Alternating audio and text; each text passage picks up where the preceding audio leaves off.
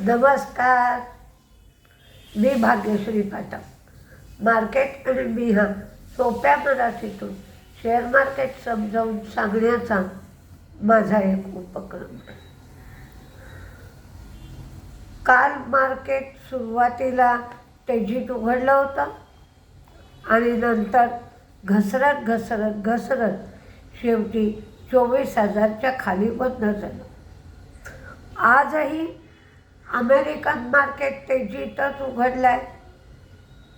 आपलंही मार्केट तेजीतच उघडेल अशी अपेक्षा आहे, कारण गिफ्ट निफ्टी 100 पॉईंटची तेजी दाखवतो आहे. गिफ्ट निफ्टी 100 पॉईंटची तेजी दाखवतो आहे म्हणजे सेन्सेक्स 300 पॉईंटच्या जवळपास तेजीत उघडेल. फक्त प्रश्न ही तेजी टिकते का, हाच एक सवाल सध्या चालू आहे. नवीन खरेदी तर होताना दिसत नाही आहे, शॉर्ट कव्हरिंग मात्र होत आहे. जरी मार्केट तेजीत गेलं तरी कॉन्फिडन्स दिसत नाही आहे आणि जो पैसा फॉरेन इन्व्हेस्टर्सचा आहे त्याची भारतामध्ये तर त्यांची विक्रीच चालू आहे, पण तो पैसा चीनमध्ये जातोय असं एकंदरीत दिसत आहे. तर या सगळ्या वातावरणामध्ये आजचं मार्केट उघडेल. आज AB fashion, Coromandel, Pidilite, Apollo tyre, लाल पाथलॅब, गोदरेज कंझ्युमर, ॲबॉट असे रिझल्ट्स आज आहेत. आपल्याला माहिती आहे की रिअल इस्टेटच्या बाबतीत इंडेक्सेशन बेनिफिटमुळे लोक नाराज होते. इंडेक्सेशन बेनिफिट घेता येणार नाही. बरं, ज्यांची खूप जुनी घरं आहेत त्यांना खूप मोठ्या प्रमाणावर प्रॉफिट होत होता, तर एवढ्या प्रॉफिटवर खूप मोठ्या प्रमाणावर टॅक्स द्यावा लागेल. इंडेक्सेशन बेनिफिट नाही येतं. तर ही अडचण दूर करण्यासाठी सरकार सुधारणा करणार आहे. तुम्ही जर 23 जुलैच्या आधी घर घेतलं आहे, घर किंवा रिअल इस्टेट किंवा प्लॉट घेतला आहे आणि तो 23 जुलैच्या नंतर विकताय, अशी जर स्थिती असेल तर इंडेक्सेशन बेनिफिट तुम्ही घेणार नसाल तर तुम्हाला 12.5% long term capital gain tax बसेल आणि इंडेक्सेशन बेनिफिट तुम्हाला हवा असेल तर 20% टॅक्स बसेल. हा प्रश्न कशाच्या बाबतीत आहे?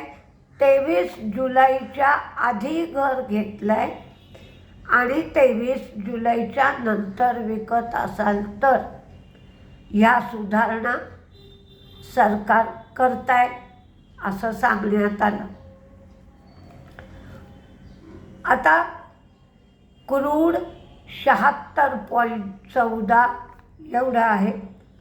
फॉरेन इन्व्हेस्टर्सची विक्री आहे 3,531 कोटीची आणि डोमेस्टिक इन्व्हेस्टर्सची खरेदी आहे 3,357 कोटीची. जे रिझल्ट लागले त्याच्यामध्ये PI इंडस्ट्रीचा रिझल्ट चांगला लागला आहे. त्यांचं प्रॉफिट 383 कोटीवरनं 448 कोटी, मार्जिन 17.2%. प्रॉफिट 383 कोटीवरनं 448 कोटी हे 17.2% वाढलं आहे. रेव्हेन्यू 8.3% वाढला आहे. तो 1,910 कोटीवरनं 2,068 कोटी झाला आणि मार्जिन 24.5%वरनं 28.2% एवढं झालं. त्यामुळे प्रॉफिट, रेव्हेन्यू, मार्जिन सगळ्याच गोष्टी वाढल्या आहेत. PI इंडस्ट्रीचा रिझल्ट चांगला आहे. JM फायनान्शियल रिझल्ट चांगला नाही. रेव्हेन्यू मार्ज आणि प्रॉफिट दोन्हीही कमी झाला आहे. इंडिगो पेंट रेव्हेन्यू वाढला आहे पण प्रॉफिट आणि मार्जिन दोन्हीही कमी झालं आहे. IIFL फायद्यातून तोट्यात गेली आहे.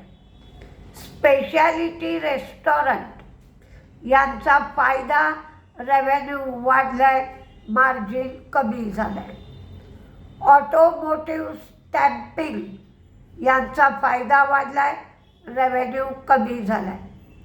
फोर्टिस हेल्थकेअर रिझल्ट चांगला आला आहे, फायदा, रेव्हेन्यू आणि मार्जिन तिन्ही गोष्टी वाढल्या आहेत.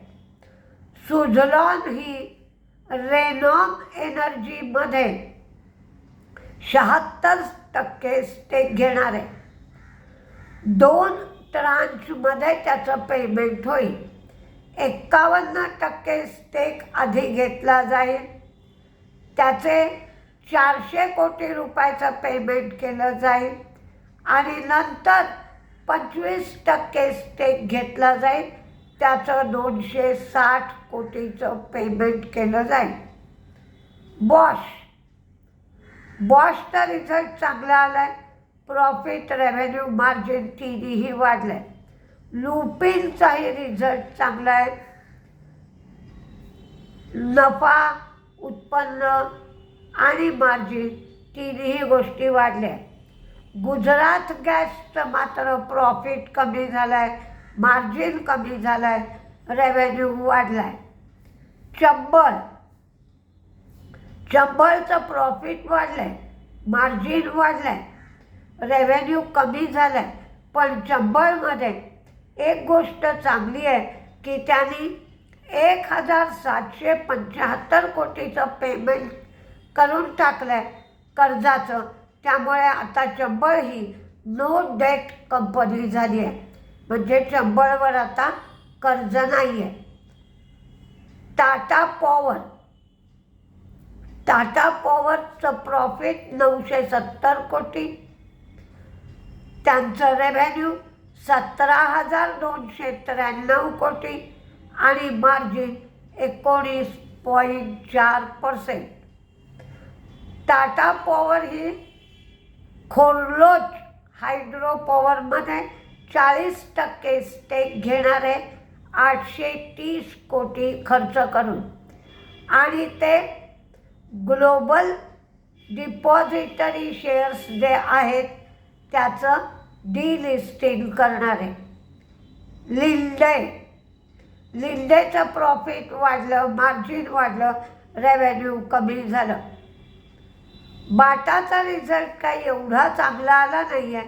प्रॉफिट वाढलं आहे पण रेव्हेन्यू, मार्जिन दोन्हीही गोष्टी कमी झाल्या आहेत आणि त्यांच्या प्रॉफिटमध्ये 134 कोटी वन टाईम गेनचा समावेश आहे.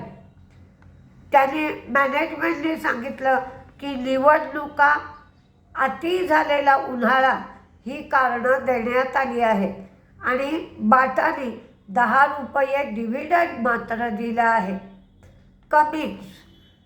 कमिन्सचा रिझल्ट चांगला आला आहे. प्रॉफिट, रेव्हेन्यू, मार्जिन सगळ्या गोष्टी वाढल्या आहेत. ग्लँड फार्मा प्रॉफिट कमी झाला आहे, मार्जिन कमी झालं आहे, रेव्हेन्यू वाढला आहे. एशियन ग्रॅनाटो रिझल्ट चांगला आला आहे, तोट्यातून फायद्यात आली आहे, रेव्हेन्यू वाढला आहे, मार्जिन वाढला आहे. गल्फ ऑइल लुब्रिकंट यांचाही रिझल्ट चांगला आहे. प्रॉफिट, रेव्हेन्यू, मार्जिन सगळं वाढलं आहे. तमिळनाडू पेट्रो प्रॉफिट कमी झालं आहे, मार्जिन कमी झालं आहे, रेव्हेन्यू वाढला आहे.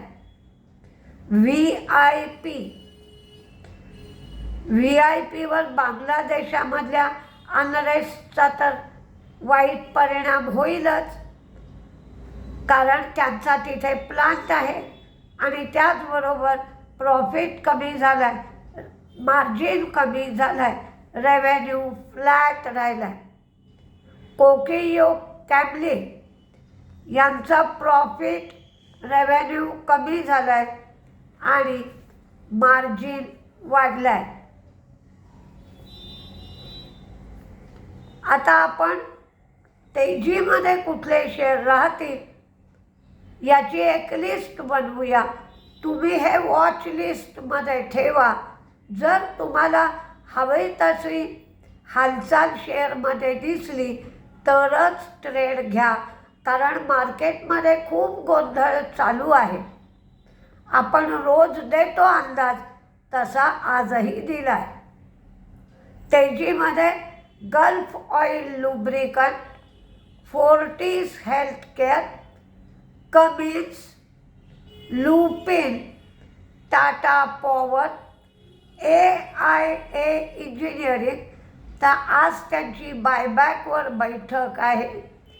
PB fintech, Blue Star, PI industry, Linde, Chambal fertiliser, GR infra, कारण ते एका प्रोजेक्टच्या बाबतीत L1 बिडर ठरलेत म्हणून, Natco pharma, ITC, Suzlon, power finance corporation, Zydus life, TVS motor, Fortis healthcare, Jubilant food.